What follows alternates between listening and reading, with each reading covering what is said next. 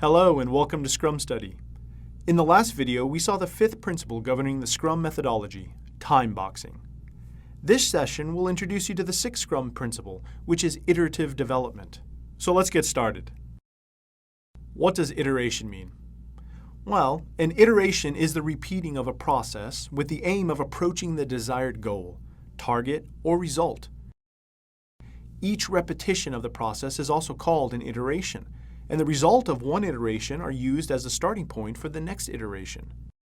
Going by this, the Scrum framework is driven by the goal of delivering maximum business value in a minimum time span. To achieve this practically, Scrum supports the iterative development of deliverables.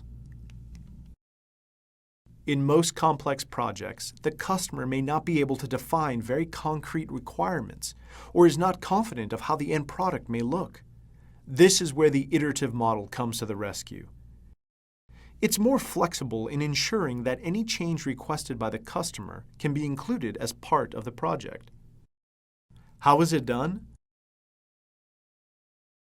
Well, user stories may have to be written constantly throughout the duration of the project. In the initial stages of writing, most user stories are high-level functionalities. These user stories are known as epics. Epics are usually too large for teams to complete in a single sprint. Therefore, they're broken down into smaller user stories. Moving on, each complex aspect of the project is broken down through progressive elaboration during the groom prioritized product backlog process. The create user stories and the estimate user stories and commit user stories processes are used to add new requirements to the prioritized product backlog. Next, the product owner pitches in. So let's look at what that role entails. The product owner's task is to ensure increased ROI by focusing on value and its continuous delivery with each sprint.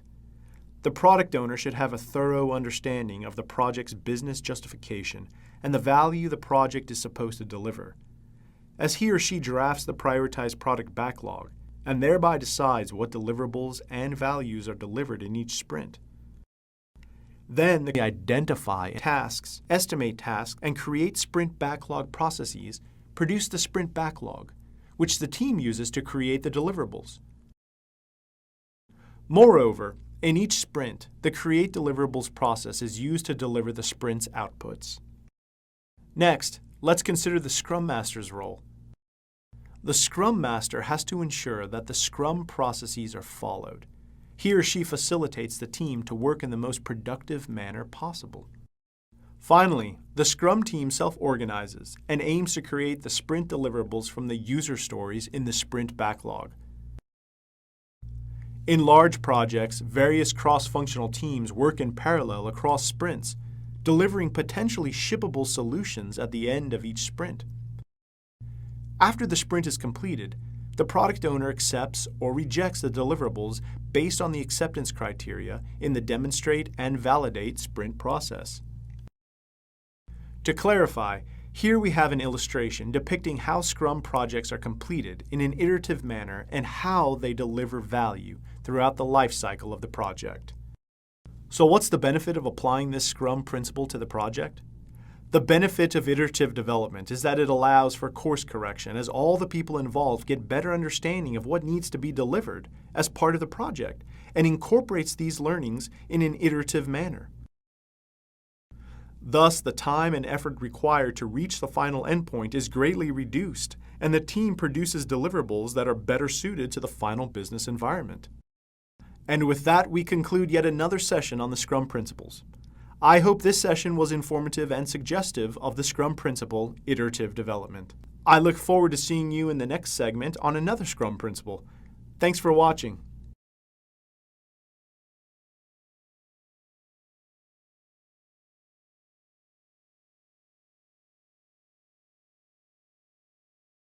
Hello and welcome back to Scrum Study.